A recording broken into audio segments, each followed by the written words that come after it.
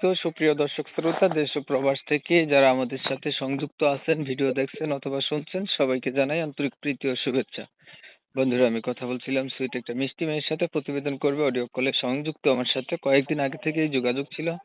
But উনি কেন প্রতিবেদনে আসলো বিস্তারিত ভিডিও জুড়ে থাকছে, অবশ্যই ভিডিওটা কন্টিনিউ করবেন আপনারা। আসসালামু আলাইকুম।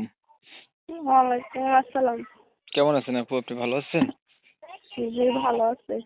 ভালো আছেন, ভালো থাকবেন, ভালো থাকাই কামনা করছি। শুনতে চাচ্ছিলাম প্রতিবেদনে কেন আসছেন। জি, প্রতিবেদনে কেন আসছেন বলেন। আসলাম একটা মনের মানুষ পাওয়ার জন্য, যেমন মানুষ একটা দায়িত্ব নিতে পারে, সারা জীবন সঙ্গী বানাইতে পারে, সেটুকু পারে যদি সহযোগিতা করতে পারে, সারা জীবন সঙ্গী বানাইতে পারে, তাহলে তার সাথে বিবাহ বসবে এমন একটা মানুষ পাওয়ার আশায় আসলাম প্রতিবেদনে। সুখে দুঃখে পাশে থাকবে, সারা জীবন দায়িত্ব নেবে এমন একটা মানুষ পাওয়ার জন্য প্রতিবেদনে আসছেন। জি, আপনি কি আগে কখনো প্রতিবেদন করছিলেন? না, কখনো প্রতিবেদনে আসিনি। পরিবারে আছে কে কে আপনার? আচ্ছা, একটা ছোট বোন আছে, দাদি আছে। ছোট বোন, দাদি, বাবা নাই? নাইগেলের বাবা মা, নাইগেলের বাবা মা মারা গেছে। বাবাও নাই, মাও নাই, দুজন মারা গেছে। আপনার বয়স কত হ্যাঁ, চলে? তো 18-19। আগে কি বিয়ে হয়েছে নি আপনার? না না, লেখাপড়া কতটুকু করছেন? মাদ্রাসায় পড়ছি আমপাড়া পর্যন্ত। মাদ্রাসায় পড়ছেন? হুম। আচ্ছা, আপনার বিষয়টা আমি ক্লিয়ার করে দিচ্ছি। প্রিয় দর্শক শ্রোতা, আপনারা শুনছিলেন আমি কথা বলছিলাম, এই আপুটি প্রতিবেদনে এসে চাচ্ছে একটা ভালো মনের মতো মানুষ, যে তার সুখে দুঃখে সাথী হবে, তাকে জীবন সাথী করবে। তবে ওনার পরিবার সম্পর্কে জানতে গিয়ে জানলাম ওনার বাবা মা কেউ নাই। উনি কার কাছে থাকেন? থাকে, দাদি আছে, দাদির পাশে থাকে এখন। দাদির কাছে উনি এখন কিছু করতে থাকে। পারে না, বাসা বাড়িতে কাজ করে সংসার চলে। দাদির কাছে উনি থাকে, বাসা বাড়িতে কাজ করে সংসার চালায়। তো আমি ওনার নাম ঠিকানা নিতে পারি নাই কমিউনিটি গাইডলাইনের কারণে। ওনার কথাগুলো আপনাদের মাঝে তুলে ধরার চেষ্টা করছি, আপনারা শুনছেন।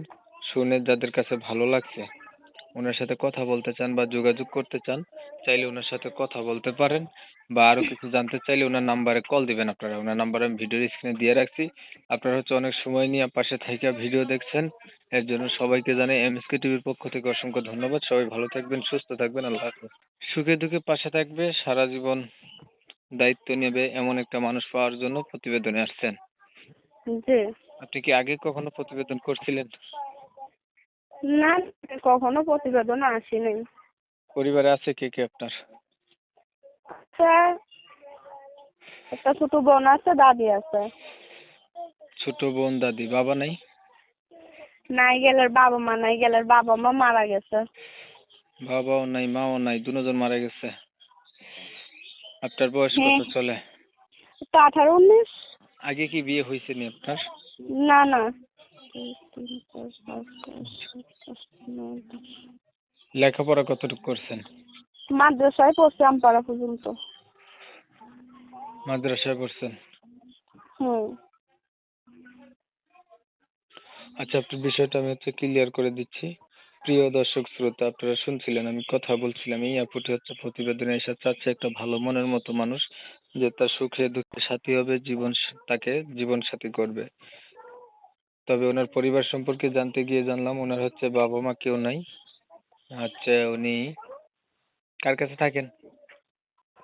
থাকে, দাদি আছে, দাদির পাশে থাকে এখন। দাদির কাছে এখন উনি কিছু থাকে। করতে পারে না, বাসা বাড়িতে কাজ করে সংসার চলে। দাদির কাছে উনি থাকে, বাসা বাড়িতে কাজ করে সংসার চালায়। তো আমি ওনার নাম ঠিকানা নিতে পারি নাই কমিউনিটি গাইডলাইনের কারণে। ওনার কথাগুলো আপনাদের মাঝে তুলে ধরার চেষ্টা করছি, আপনারা শুনছেন। শুনে যাদের কাছে ভালো লাগছে, ওনার সাথে কথা বলতে চান বা যোগাযোগ করতে চান, চাইলে ওনার সাথে কথা বলতে পারেন। বা আরো কিছু জানতে চাইলে ওনার নাম্বারে কল দিবেন আপনারা। ওনার নাম্বার আমি ভিডিওর স্ক্রিনে দিয়ে রাখছি। আপনারা অনেক সময় নিয়ে পাশে থেকে ভিডিও দেখছেন, এর জন্য সবাইকে জানাই এমএসকে টিভির পক্ষ থেকে অসংখ্য ধন্যবাদ। সবাই ভালো থাকবেন, সুস্থ থাকবেন, আল্লাহ হাফেজ।